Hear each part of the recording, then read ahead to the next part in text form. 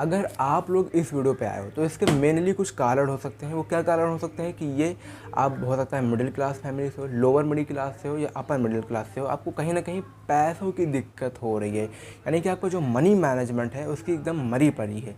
तो आज मैं आप सभी को कुछ ऐसे 5 बेकार हैबिट कह सकते हो या मनी मैनेजमेंट कह सकते हो जो आपके ख़राब है एकदम से, जिसकी वजह से आपकी लाखों की इनकम हो, लाखों की सैलरी हो, लेकिन फिर भी मंथ के एंड में आपके पास कुछ नहीं बचता है। तो आज की इस वीडियो को पूरा एंड तक देखो।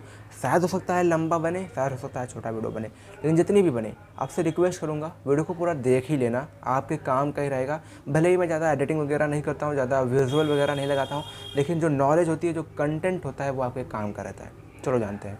देखो, ये जो पहला पुअर मैनेजमेंट सिस्टम है, ये थोड़ा सा आप सभी को शायद सेट ना बैठे, आपके माइंड को सेट ना बैठे, लेकिन मैं कहूँगा जितनी जल्दी हो सके इस माइंडसेट को चेंज करो और फिट हो। सबसे पहला क्या है मैं आपको बता दूं कि आप डिपेंड रहते हो सिर्फ आपके सैलरी पे ही। अब इसका मतलब क्या है, हम सैलरी पर तो डिपेंड रहेंगे, हम जॉब पर्सन है या हम बिजनेसमैन है तो हमें कहीं ना कहीं उसी से मतलब होगा? नहीं। इस मेरे कहने का मतलब है कि आपको सिर्फ एक सोर्स ऑफ इनकम पे डिपेंड नहीं होना है।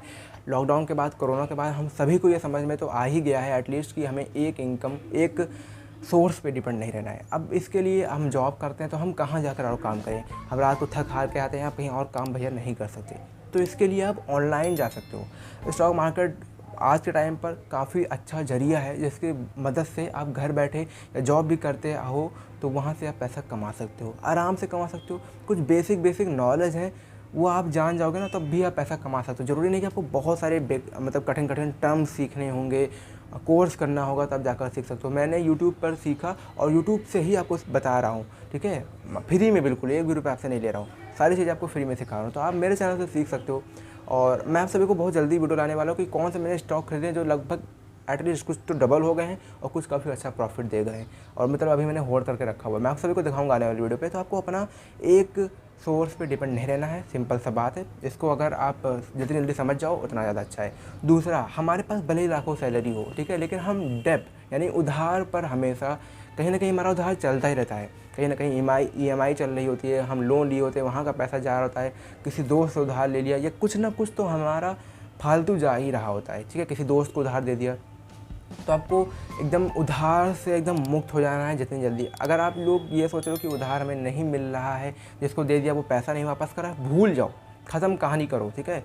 समझो वो पुराना वाला आप थे वो मर गए, अब नई स्टार्टिंग करो, नई जर्नी स्टार्ट करो। और अब किसी को 1 रुपया भी नहीं देना है, सिवाय आपके अपने परिवार के अलावा के, अपने फैमिली के अलावा आपको किसी को फालतू पैसा नहीं देना है। और दे भी रहे हो तो आपको रिटर्न एग्रीमेंट्स करवा लेने हैं। बिल्कुल ही डेब्ट से दूर हो जाओ, खुद पैसा कमाओ, खुद खाओ। कोई ज़रूरी नहीं है कि आपको कहीं पे फालतू के आपका कर्ज चल रहा हो। ना देने की ज़रूरत है ना लेने की ज़रूरत है, बस इतना याद रखो, ठीक है। तीसरा, अब हमेशा आपको कहीं ना कहीं बाहर जाकर खाना ही रहता है। घर पर भले ही अच्छा खाना बनाओ, लेकिन बाहर जाना ही है, दोस्तों के साथ पार्टी करनी ही है, हम जंक फूड खाना ही है। आपका वहाँ पर हेल्थ भी ख़राब हो रहा है, आपका पैसा भी बेकार हो रहा है, और जो टाइम जा रहा है वो भी अलग।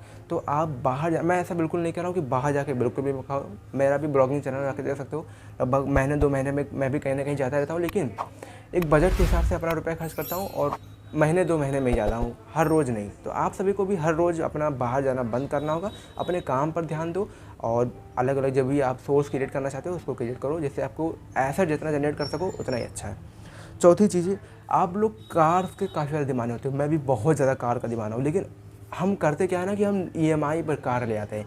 देखो, यह रूल है कि जब भी कोई चीज़ हम 2 बार नहीं खरीद सकते तो उसको हमें नहीं खरीदना चाहिए, लेकिन अगर वो लायबिलिटी है तो। जैसे कि मैं एग्जांपल देता हूँ, लेट्स सपोज एक तरफ कार है आपका, फेमस मोस्ट फॉर्चूनर कार है, एक तरफ घर है या ज़मीन है, वो भी 20 लाख का 30 लाख का मिल रहा है, और ये जो कार है ये भी 30 लाख का मिल रहा है। वैसे फॉर्चूनर से ज़्यादा, लेकिन मान लो 30 लाख का ये भी है, 30 लाख का ये लैंड भी है।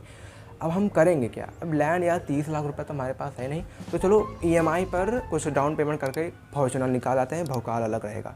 तो ये लायबिलिटी है, इसको अगर हम 2 बार नहीं कर सकते तो नहीं करना चाहिए। और भले ही हमारे पास 30 लाख नहीं थे तब भी हम लोन ले सकते थे और लैंड खरीद लेते, वहाँ पर खेती बाड़ी कर सकते थे, कुछ और करके भी आप हो सकता है वहाँ कंस्ट्रक्शन कराकर रेंट देकर भी वहाँ से पैसा ला सकते थे, ठीक है। तो आपको एसेट जहाँ पर आपको बन रहा हो वहाँ के लिए आप लोन ले सकते हो, वहाँ पर आपकी ईएमआई चल सकती है। लेकिन जहाँ पर आप लायबिलिटी खरीदने जा रहे हो और आपके पास उसके दुगने पैसे नहीं हैं तो भूल जाओ, वो सामान ही नहीं खरीदना है। इस रूल को जितना टाइम तक अपने दिमाग पे फिट रखे रहोगे उतने टाइम तक आप खुश रहने वाले हो, आपको पैसे से दिक्कत नहीं आने वाली है। लास्ट चीज़ कहूँगा, काफ़ी ज़्यादा इंपॉर्टेंट है, अब आईफोन 14 आने वाला है, नए नए गैजेट्स आने वाले हैं, तो हमारे जो सपने हैं वो भी बड़े होते जा रहे हैं। ठीक है, हमारी इनकम जैसे जैसे थोड़ा बहुत बढ़ती रहती है, हम अपने जो सपने हैं वो भी बढ़ाते रहते हैं, और भी गैजेट्स की तरफ, और गैजेट्स काफ़ी ज़्यादा महंगे आते हैं। ठीक है, 50,000 60,000 बहुत बड़े बड़े महंगे महंगे गैजेट्स आते हैं, और ऐड पे देख के और यूट्यूबर्स को देखकर हम लोग काफ़ी ज़्यादा लालची हो जाते हैं कि हमें भी वो खरीदना है। तो मैं कहूँगा कि जब तक वो आपकी ज़रूरत ना हो तब तक मत ही खरीदो, तो ज़्यादा अच्छा रहेगा।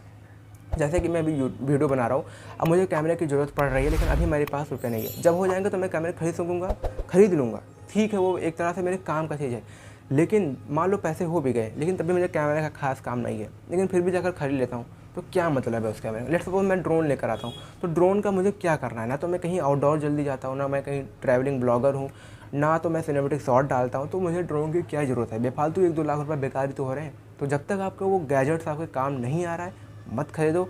वही 100 रुपये में ईयरफोन आपको मिल जाएगा, वही 10,000 में ईयरफोन मिल जाएगा, काम दोनों का एक ही रहेगा। ठीक है, तो ये था वीडियो, पसंद आया तो लाइक करके चैनल को सब्सक्राइब कर देना। मैं मिलता हूँ नेक्स्ट वीडियो में।